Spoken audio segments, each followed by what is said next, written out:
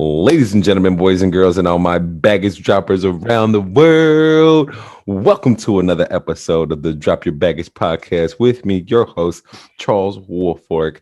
And of course, we're going to be here with the outstanding Matthew Thomas in the building. But before we get into the podcast, please consider hitting the like and subscribe button if you're on YouTube. And of course, if you're on any podcast platform, go ahead and buckle up because we are about to go on a wild ride. Now, Matthew Thomas here is in Calgary, Alberta. He has lived in 9 countries, y'all. Former professional soccer player, and now he's coaching coaches in soccer for 16 years in Canada and Europe. He's also coaching with the Alberta Soccer Association and all of Team Canada. He just launched his Coach Matt Leadership Academy, where he's getting leaders to connect with their internal person instead of the external person. It's about being in alignment with the inner you, leading and supporting. And of course, you know, soccer's a great job and all, but the most important job is him being the father of 2 adorable daughters, 9 and 11. Ladies and gentlemen, I bring to you Matthew Thomas. What's up, Matthew?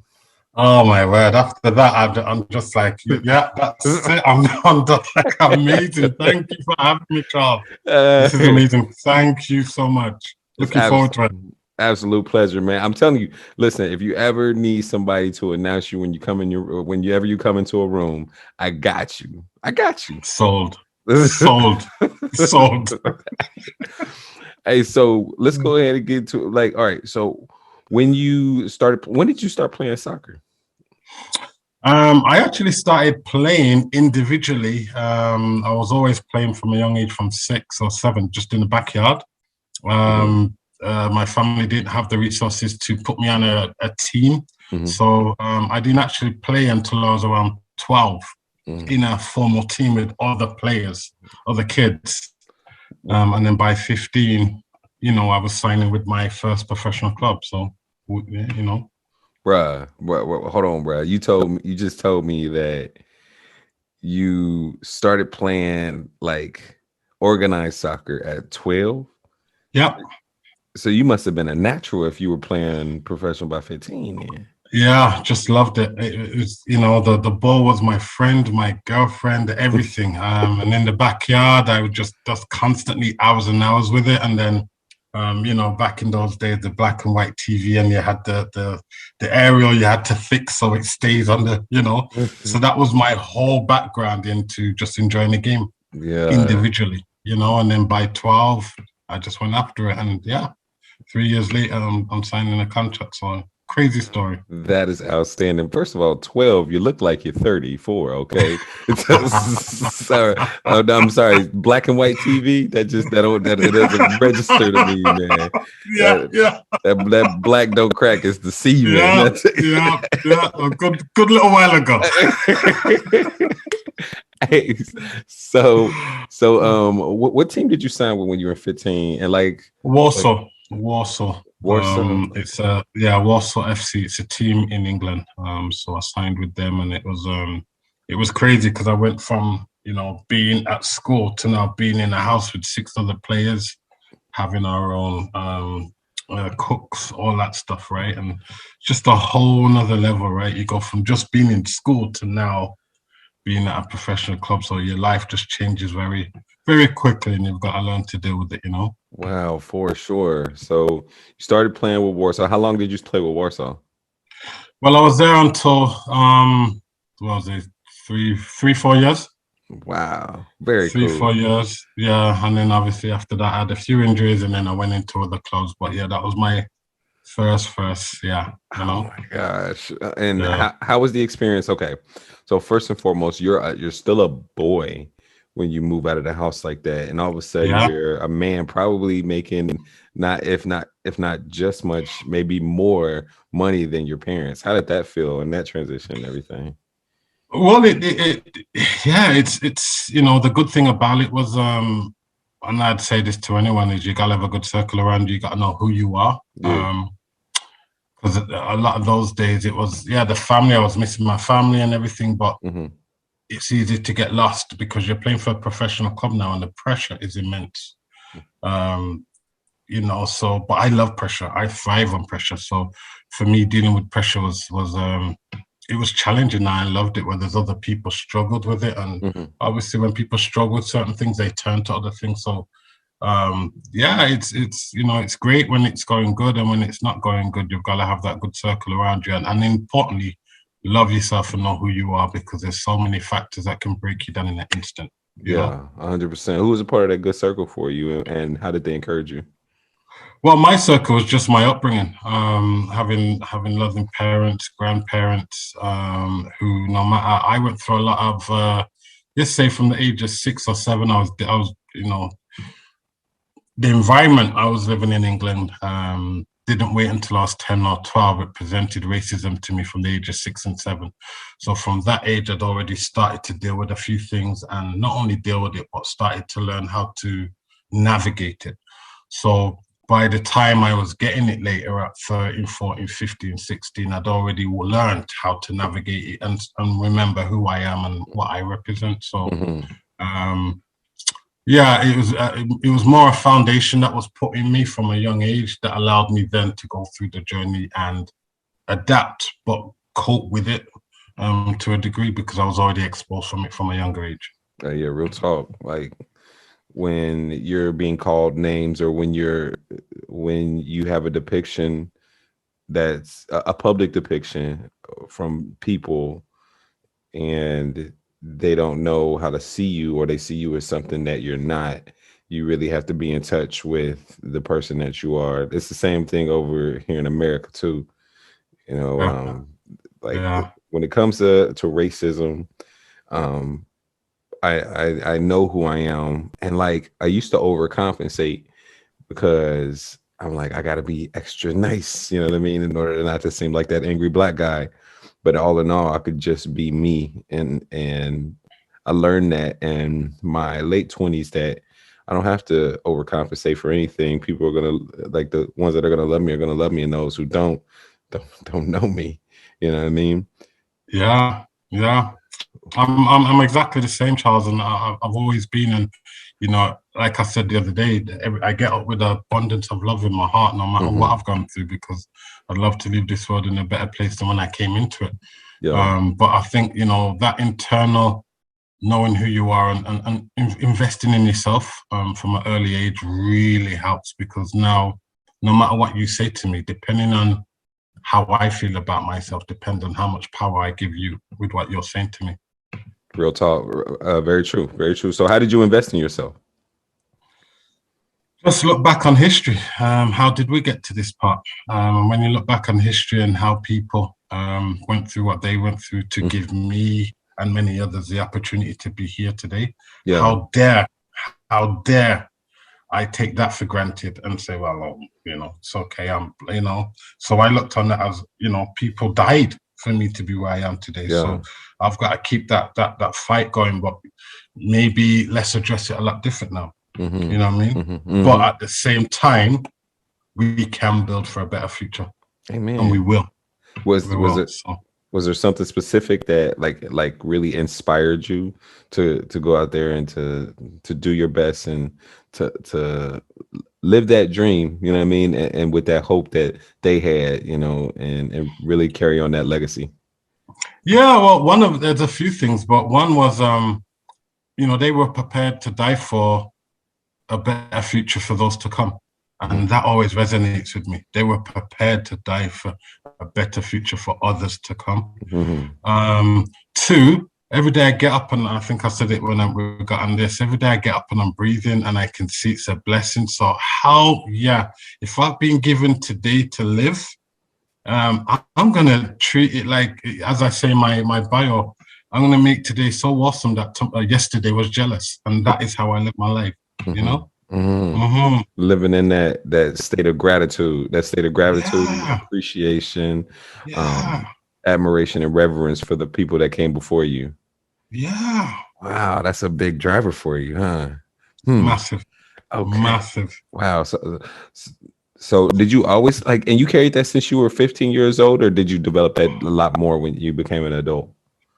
You develop it more and more as you go along, right? Because now you're Mm-hmm. interacting with people more, you're learning. Having lived in different countries helped me as well. Mm-hmm.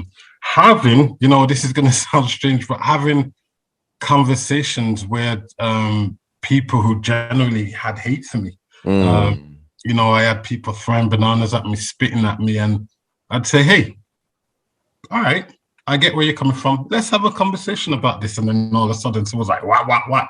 You're not going to come out with me with hate? And I'm like, no, I can give you a hug or we can have a conversation. Yeah. And really diving into, and not everyone was okay with having a conversation, but when you talk to a few people and really unpacked some of the surface stuff, you know, it was interesting.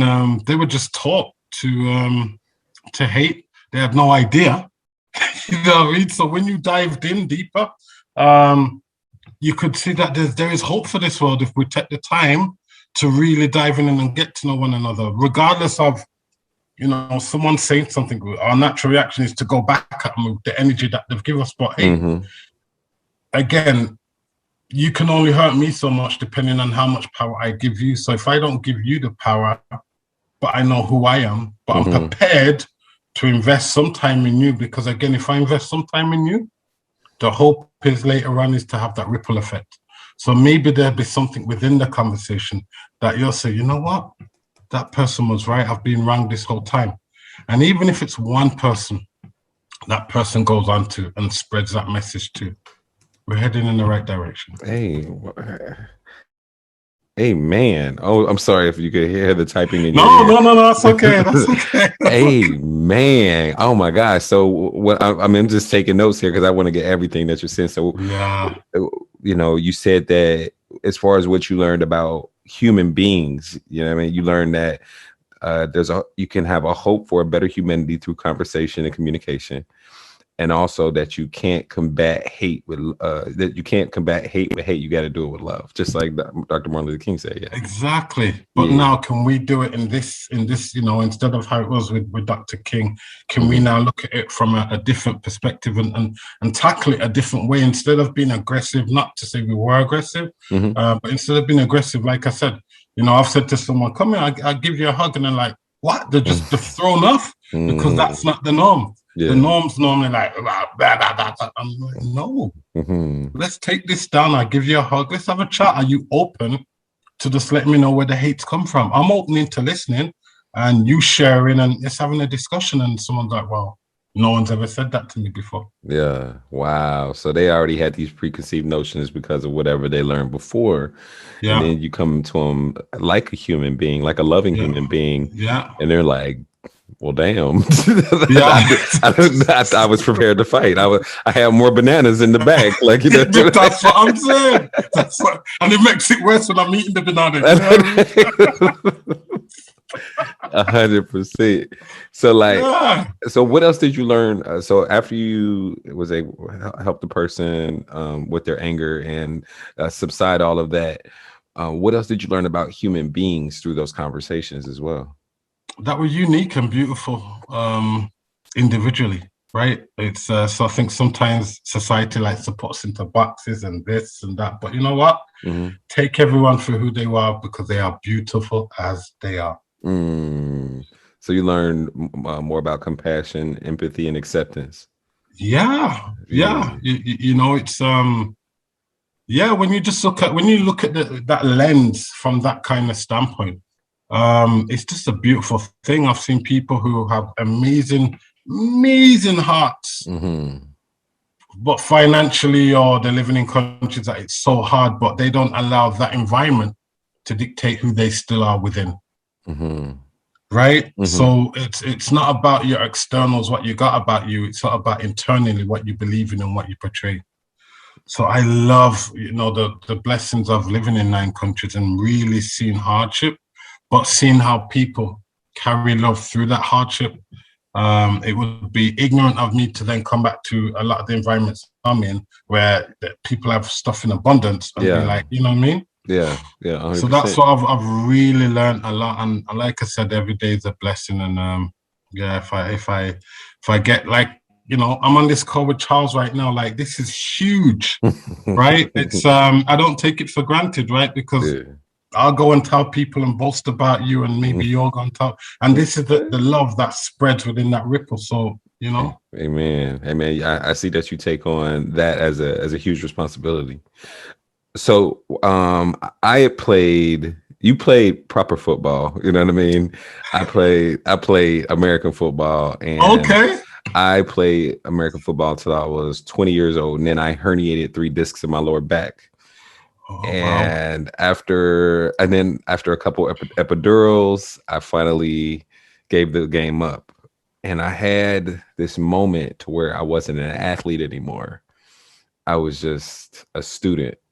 And with that transition, I drank more. I wasn't even a drinker, but I drank more. Mm-hmm. I smoked weed more, Mm-hmm. and I just didn't seem as focused. I had like an identity crisis of like, who am I now that I'm not this athlete? Yeah. And how do I occupy my time, since I already had bad habits in the first Yeah. place, right? Yeah. Like, what was that transition like from you being a player, and where soccer's huge in Yeah. the, you know what I mean, professional, Yeah. the professional platform there, Yeah. to now not being a player, and just being a person that used to play. Yeah, it was hard. I'm not going to lie to you, Charles. It was hard because you're going from an environment where I'll break it down to a few simple things. Like, you go in a nightclub, and as soon as you go in a nightclub, because the bouncers know who you play for and who you are, it's VIP, and then straight away they're like, oh, can we get you company and all of that? And not to say that was the highs of, but that was the life, and it was crazy. Mm-hmm. Or you're getting to drive cars that you possibly can't afford, but you're getting to drive them because for the company that you're driving them for, it's great advertisement. Mm-hmm. So then to go from being in that world, to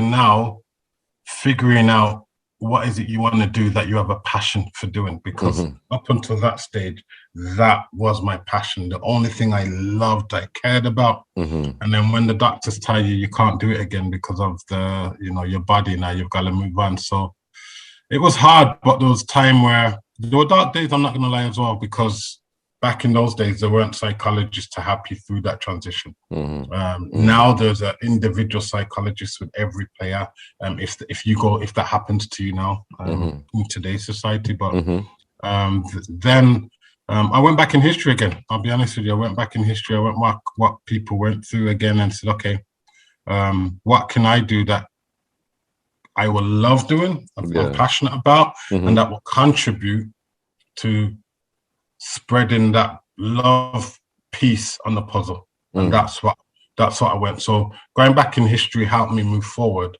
I had to take a step back in order to take a step forward, if that makes sense. I love it. Just the amount of respect and honor that you give our ancestors is fantastic, man, because I mean, it's easy to forget when you're when you're stuck in like modern day entertainment, and when you're just doing your thing, you know what I mean, and living in this moment. But for you to go back and really recognize what others have gone through is just inspiring, man. That's awesome. Yeah, definitely. And even when you look on that bridge where Dr. King crossed that bridge, it wasn't just all black people. Right? It wasn't, and that's the beauty, and that's what I tell people now. They're like, "Well, it was all black people." I was like, "No, really, go back and look. You had different nationalities on that bridge that were prepared to go with Dr. King, even though they possibly had a privilege of they don't have to go through that. They still went through it. Yeah. So it's everyone's got a beautiful heart. We've just got to unravel it and help them see it within themselves sometimes, You gotta help people drop that baggage, you know what I mean? Yeah. There you go. At the door. You know what I mean? So how old were you when you started coaching? How old? 20, 21. 21. So you get right into coaching. Yeah, it was just, what? I happened to, I fill in for a few people. I started coaching kids, and I'm like, damn, this is fun. But not only did I enjoy it, I could see the kids it was twofold. Like they were having so much fun, they didn't want to go, and I'm like, parents, come get your damn kids. No, you know what I mean? But it was still fun. Yeah. Right? Uh-huh. And then I kept doing it, and then there was a breaking point for me. I think it was when either just before I got to Canada or when I was in England. There was a few kids who were getting abused, and I remember one of them saying to me, many years later, after, you know, I guess the parents were locking the child in the cupboard 3-4 times a week. And I found out about this late on and all of that. And then many years later, I had the chance to meet the child. And I was so embarrassed because I'm like, I'm the coach, I'm the grown-up in your life, one of the grown-ups. And I felt like I could have done more. And he says, you know what, coach, that 60, 70 minutes that we had with you once a week or twice a week, that was the best thing I had to look forward to. So from there, my mantra was, okay, instead of me affecting 16 players now that I'm coaching, how can I affect more? And that's when I made the transition to go from coaching players to now coaching coaches. Because for every one coach who's coaching 18 players, if I have 2, 3, 4, 5, then I'm affecting more players indirectly by going through the coach. Yeah. So if those coaches are going out now and creating the best environment possible, I'm now affecting more kids. Amen. Amen. So what's the most important thing that you love to coach other coaches? I just love, you know what? It's like watering a plant. I'm watching them spring, because we give them a framework, but we say put your personality in it. Of course. Right? Go out and have fun. There's going to be things you're going to make mistakes, and that's okay. Learn from it. Be vulnerable as an adult. And just remember, you're impacting lives, right? Not every child who's coming to your training session when they leave are going back to a safe environment at home. So any environment you're running, run it to the best of your ability, because you just never know when those kids leave you, where they're going afterwards.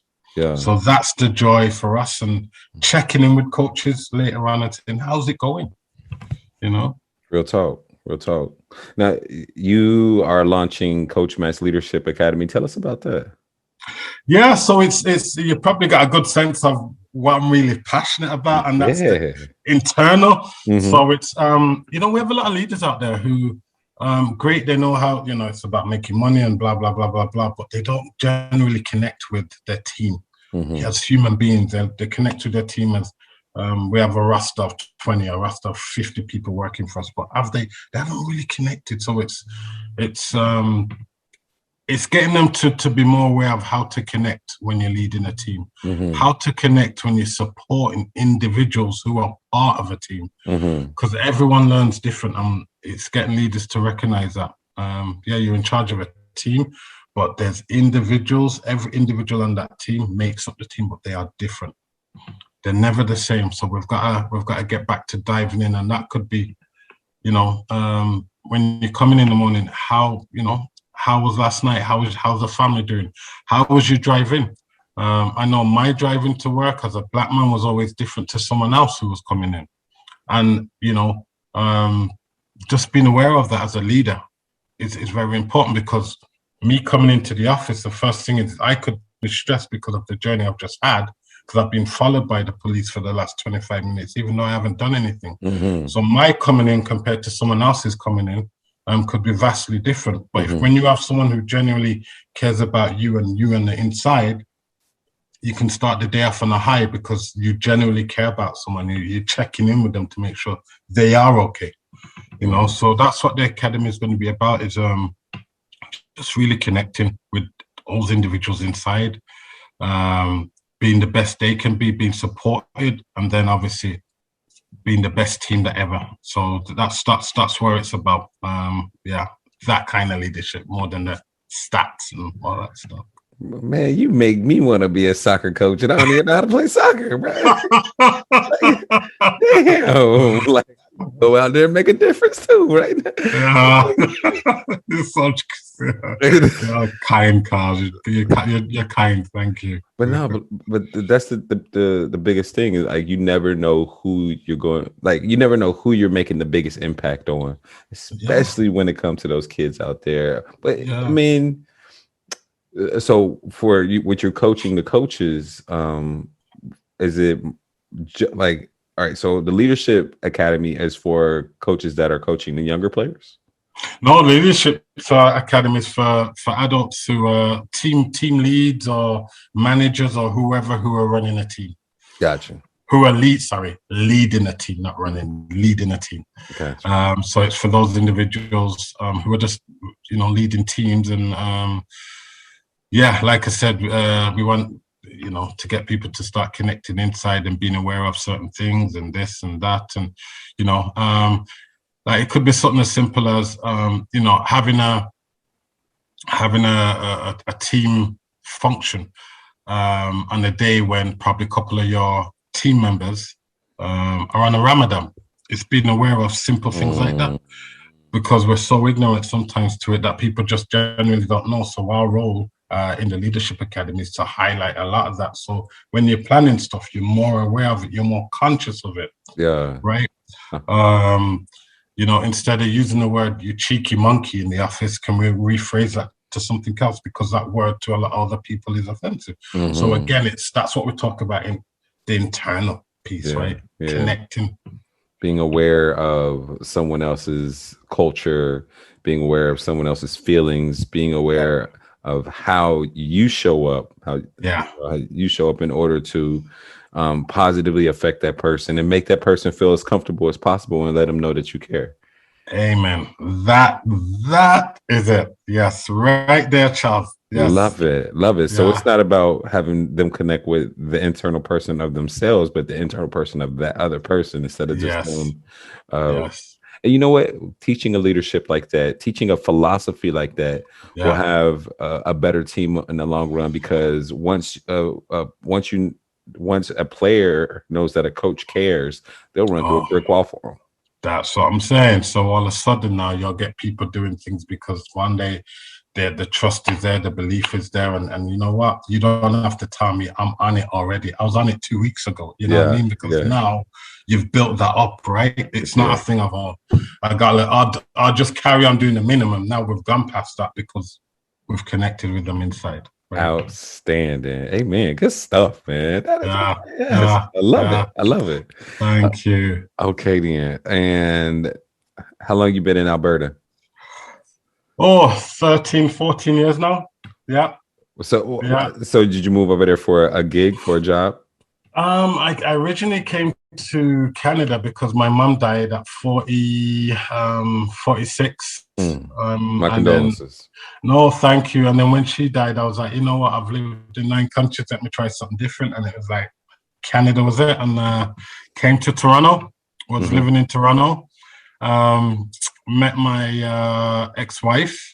And we were going back and forth from Toronto to Alberta. At the time, I'm like, Alberta, I've never heard of it. The only time I knew Alberta was from, from the movie Cool Runnings, right? where that was it, where they did the Olympics or something. I'm like, okay. Exactly. And then, came out here, made it work. And I have that's when my 2 beautiful daughters were created here in Alberta, and they haven't left here since. So, that was how my journey ended from England straight to Alberta, Canada. So Canada is home now.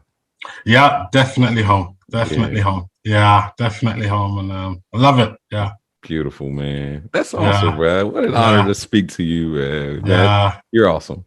Thank you. Of course, dog, man.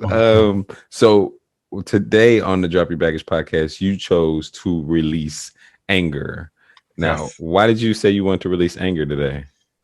Because as much as I carry love in my heart, and I still have I'm a human being, right? It's that anger, a little bit of I've seen where we are as society sometimes, and that it's hard inside, right? It's hard. It's the anger inside. It's not anger towards One Pacific, but just a society, right? Like we Mm-hmm. can do better. Come on, and it's the anger inside that's been built up over many years, 100%. The anger. I definitely felt anger when I watched the video of George Floyd Oh yeah, being yeah, strangled to yeah, death. That was something that it was something that made me feel hopeless, and that sadness turned into anger very yeah, fast. You know what I mean? yeah, Like, we got to do something. Blah blah blah. They can't do this to us. yeah. It's, yeah, I could definitely see why anger. And have you felt this way for a long time? Oh yeah. Yeah. I know, which is probably not healthy, but it's. I've been blessed in the sense that I've put it in a place and it hasn't crept out or whatever, but it's there. You Yeah. know. Yeah. Um, would you say that? What way did it show up when you were giving people these hugs and eating the bananas that they threw at you? Like, how did it show up back then? Well, it showed up a little bit. It showed, it did show up, but again, it showed up internally. Mm. I never allowed it to show up externally. Mm-hmm.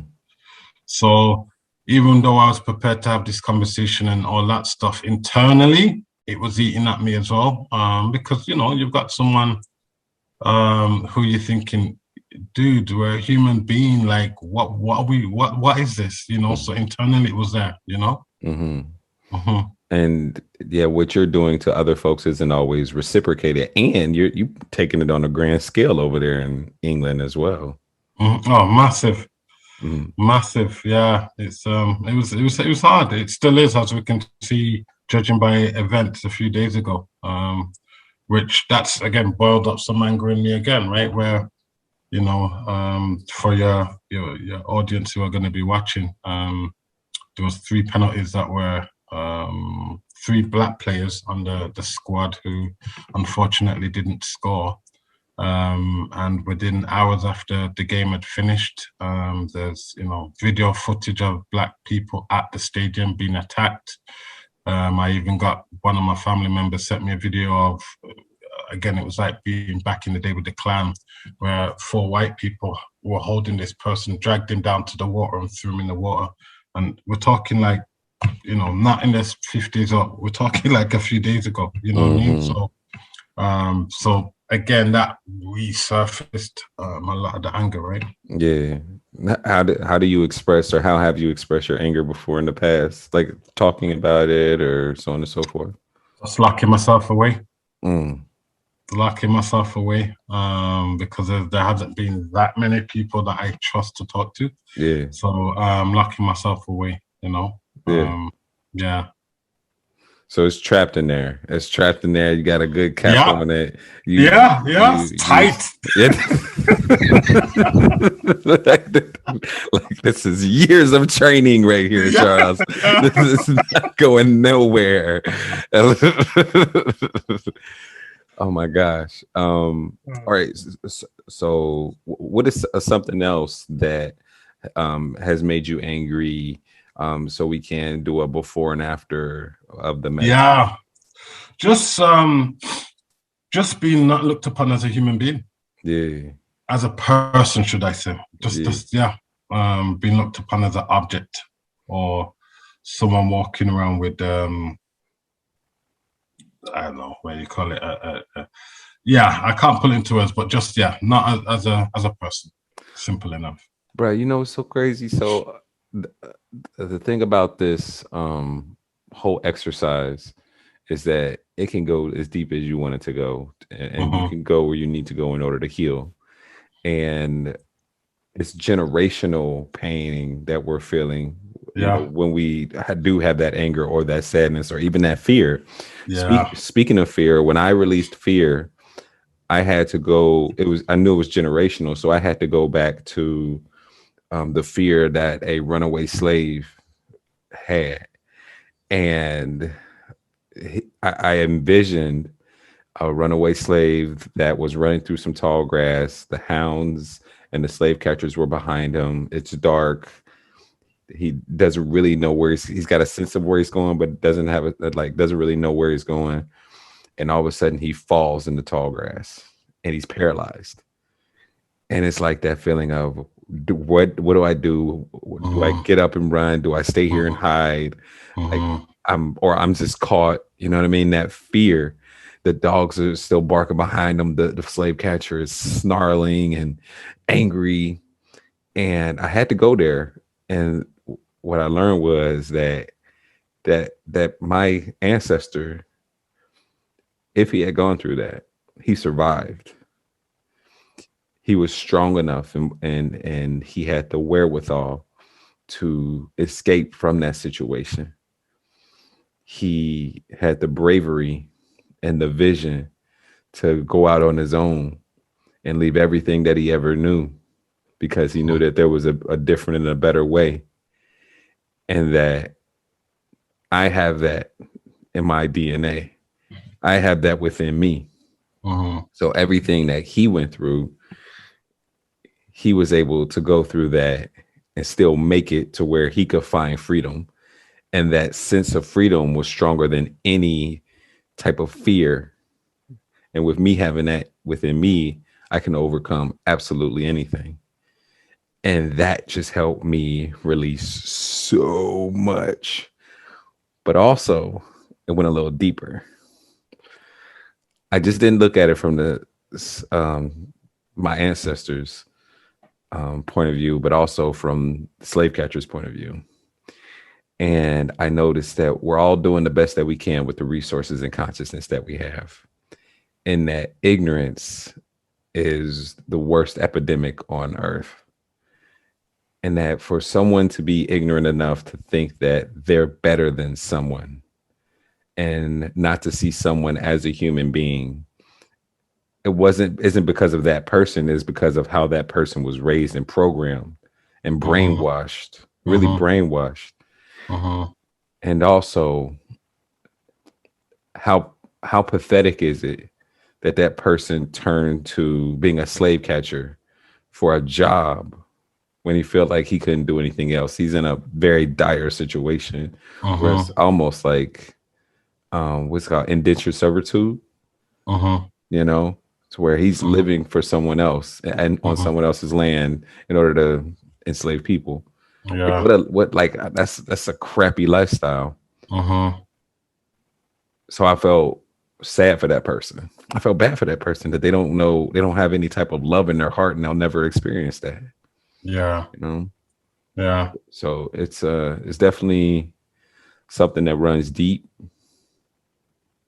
But I know that on the other side that you can get rid of it as well. Yeah, you know what? Just hearing that, Charles, is I think just having this conversation is indirectly doing it anyway. I'm serious. Like just hearing that, and the two viewpoints there, just huge. So just hearing what I was just hearing there was helping me straight away with things I've been thinking or feeling. So yeah, indirectly you're just suffering right there. I'm keeping it real. I'm like, damn, you know. You can go deep. You got to go as deep as you need to in order to release that stuff and change the whole mindset around it. So let's get into it, man. Yeah. All right. In order for this to be a very profound experience, you just got to do three things. Number one, you got to use your imagination. Yeah. Got to follow directions, which is most important. If you do your own thing, you're going to screw it up. Make sure that I refine this whole system, because I mean, I want it to be as easily and effortless for you as possible. Okay. So yeah, follow directions. And then number three is to trust the process. Know that I'm your guide and I'm going to be leading you through this easily and effortlessly. All right. Yeah. Yeah. Let's go ahead and create your timeline. With your timeline, your past can be to your left, to your right, or behind you. If you were to know, where's your past? Behind me. Where's your future? Did you say I only had the three? Not for your future. Okay. In front. Okay. Let's get into it. Is it all right with your unconscious mind for you to release this anger today and for you to be aware of it consciously? Yep. What is the root cause of this problem? The first event, which when disconnected will cause this problem to disappear. If you were to know, when was the first time that you felt anger between the ages of birth and 7? How old were you? 6. 6. Do you have a specific event in mind? Yeah, someone looking at me and then moving away from me at 6 years old, and I was very, Yeah. why? Yeah. All right. You can go ahead and close your eyes and relax and let me know when you're ready for the process. Yep. All right. Now, just imagine floating up above your timeline and float deeper and deeper and deeper into the past above that first event in which you felt anger when you were just a little kid. And just hover over that little kid. Let me know when you can see that little kid. Yeah. Awesome. Now, stay right there and just ask your unconscious mind what it needs to learn from the event. The learning of which will allow you to let go of the emotions easily and effortlessly. Your unconscious mind can preserve the learnings so that if you need them in the future, they'll be there. Just tell your unconscious mind to preserve the learnings. And as you preserve these learnings, the emotions are starting to dissipate more and more until they're all gone. Just let me know when they're all gone. Yeah. Awesome. Now, the most important thing about this whole experience is the learnings. Now, with your eyes closed and you floating above that little boy, tell me, what did you learn? It's okay. It's okay. That's right. Now, just imagine floating up above your timeline and float deeper and deeper and deeper into the past above the dinosaurs during the prehistoric age. Let me know when you're above the dinosaurs. Okay. All right. Now, as you're above the dinosaurs, float deeper and deeper and deeper into space to where space and the atmosphere connects. And imagine your timeline is the size of a fingernail. Let me know when you're there. Okay. Yeah. And as you float there, weightless, in space, ask yourself now, where are the emotions? Tell me, are they there or have they disappeared? Now. They're not there. Awesome. Now, float down inside the event, seeing through your own eyes, and check on the emotions. Tell me, are they there or have they disappeared? Now. They're not there. Awesome. Float back above the dinosaurs and then float into space to where space and the atmosphere connects. Let me know when you're there. Okay. Listen closely. Float very, very high above your timeline, above each and every event in which you felt anger from birth until now in chronological order. Don't skip one event. Preserve the learnings and let go of all the anger all the way back to now. And don't come back to now until all the anger is gone. And when all the anger is gone, you let me know. Okay. All gone? Mm-hmm. Awesome. Float down into your body and open your eyes when you're ready. Welcome back. Thank you. Thank you. Yeah, you're very welcome. That was good. That was good. Yeah. Yeah. Yeah. I want to close my eyes again. You say what again? I want to close my eyes again. Never thought it felt so good to meditate. That was good. Yeah. Awesome. Do you smell bacon? Bacon? No. I asked that to help you break state. No worries. Can you remember a time in the past in which you used to feel that old emotion? And go back and notice if you can feel it, or you may find that you cannot. Feel the old emotion? Yeah, of anger. No. Yeah. No. Awesome. No. I don't know if I'm meant to be, but I don't. No, you're not. You're not. It didn't work if you do. It didn't. Okay. No. I want you to imagine going out into the future, Yeah. to an unspecified time in the future, in which, if the same thing would have happened in the past, you would have felt inappropriate or unwarranted anger. But it's the future now. So see if you can find that old emotion, or you may find that you cannot.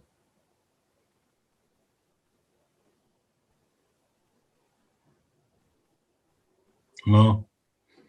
Congratulations. You just released a bunch of anger. Wow. Wow. I love that. Love that. That was wow. Yeah, I've never experienced anything like that in my life. That was crazy. Tell the audience how it feels. It feels amazing. It feels amazing. You've took me along a journey and helped me look at things in a various amounts of ways, release things that I never knew I could. Mm-hmm. And I just feel like I've put on a new suit, if that makes sense. Mm-hmm. You know, I feel like I've put on a new suit. Like I'm really digging deep as I'm talking to you to where I knew where the anger was hanging out. I can't find it in there, you know what I mean? Like, yeah. As I'm talking to you, I'm digging deep within me because I'm like, I know it was down this corridor, you know what I mean? But I can't.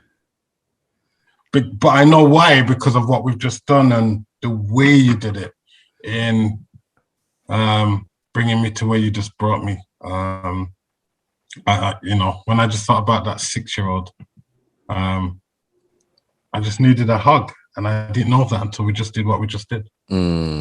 Just needed a little love. Like, yeah, I didn't know that. Oh my gosh. Hey, that's deep right there. Like, I got chicken skin. I got So didn't know that. So that hug. So you gave him that hug of love and you told him what you needed to tell him. You told him that he's beautiful. Yeah. And that it's gonna be okay. Yeah. Yeah.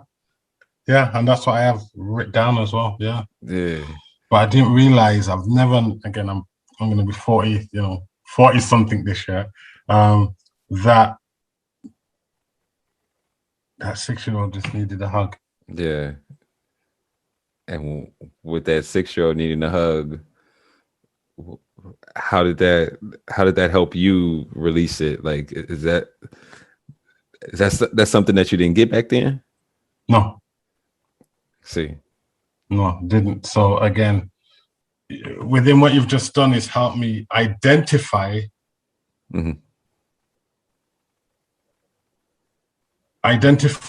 come up with something I can relate to, and then be okay to say, now you can go. Do you know what I mean? Yeah, 100%. Yeah. Because I guess it hadn't gone because I hadn't connected with it in the way that you just made it happen.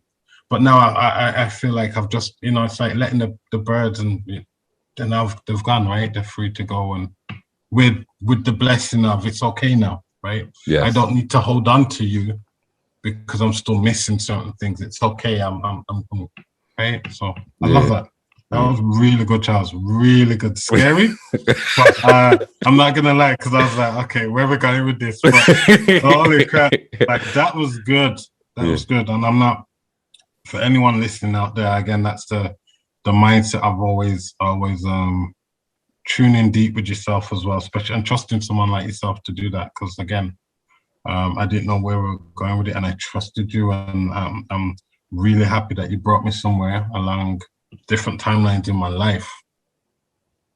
Help me connect within those timelines, and then release within those timelines. And I've never had that. So thank you. Because it's always been bottled up. You're like, yeah.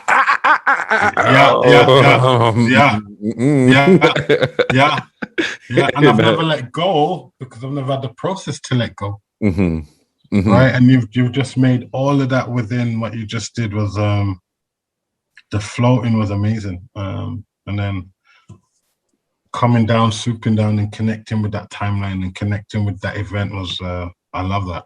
Yeah. What other events did you have to go to in order to release anger along your timeline? Later ones in more in my adulthood. Yeah. Once that one was, it started to release from the 6-year-old. Then I just had to readjust a few others later on, because those ones later on were a lot different to the one at 6. Yeah. Yeah. Was it more about forgiveness or acceptance or both? Acceptance. Yeah. Yeah, acceptance, and with a little bit of the other as well, but definitely acceptance. Yeah. Yeah, What did you have to accept?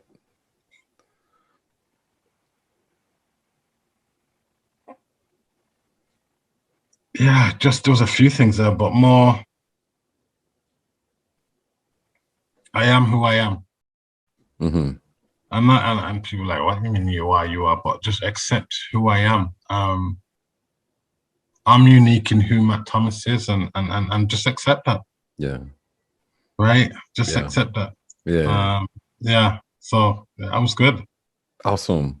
Um, what did you like as far as the things that you wrote down? What did you write down that taught you or helped you release? And then maybe it can help someone else out there as well. Yeah. Revisiting. Like I said, never. And I might say in my head, I've thought about the past, but thinking about the past and doing it the way you just did it is two different things. Mm-hmm. And I love the fact that, like, I can think in the past and go straight eye level to something, Mm-hmm. whereas coming down from floating above and coming down is completely different and was more relatable Mm-hmm. compared to me straight away thinking of something and seeing it from an eye perspective. So whether that makes sense, but that was huge. We just talked about accepting, hugging, beautiful as I am. Mm-hmm. Yeah, and knowing it will be okay. Yes, that it'll be okay. It will be okay, because from the age of 6, I never knew if it was going to be okay. Mm-hmm. Remember, I knew how to handle something, but I never knew, just because you're handling it, that doesn't still quantify within yourself if it's okay. Yeah. Right. So, again, for you listeners reading that, that's what I really mean by if it's okay. Wow. And one of the main values and principles for you that you had with people, that you have for humanity, and the conversations from earlier, is that you had a hope of a better humanity. Yeah. So now it seems like as though that's with you saying it'll all be okay. That just it kind of instills that just a little bit more, or enriches that as well. Yeah, definitely. It will be okay. Right. Yeah. Whether you've just used the word there, hope. Whether now I feel like it will be. I'm not hoping. Yeah. It will be. So the hope turned into a faith. Yeah. Beautiful. Wow. Yeah. That's what's up. Yeah. Was there a visceral feeling like in the body? Did you feel like something go like from anything go like tense to go away and just during the release? No, I didn't, to be honest with you. The connection felt amazing. It just felt to go from different time zones to me, that child, to then from that child working my way up. Just felt so effortlessly in the floating. I love that. Like I said, I love the floating, because that just, for me, that was like, I love that. Because I was just stooping down into that timeline, to that action. Mm-hmm. It just felt so good. Yeah, and like you said, you usually see things from a first person point of view when you visit something. So when you embody it, you're embodying that and the emotion all over again. You're reliving it from that person. But when you're looking at it from an observer type of perspective, the third person point of view, you're looking at not just the person that hurt you, but also you're looking at yourself, so you can empower yourself with love and wisdom and gratitude, and empower that young man, and also look at that other person from a humanity perspective as well, and be able to accept that person in the long run. Yeah, I think that's huge.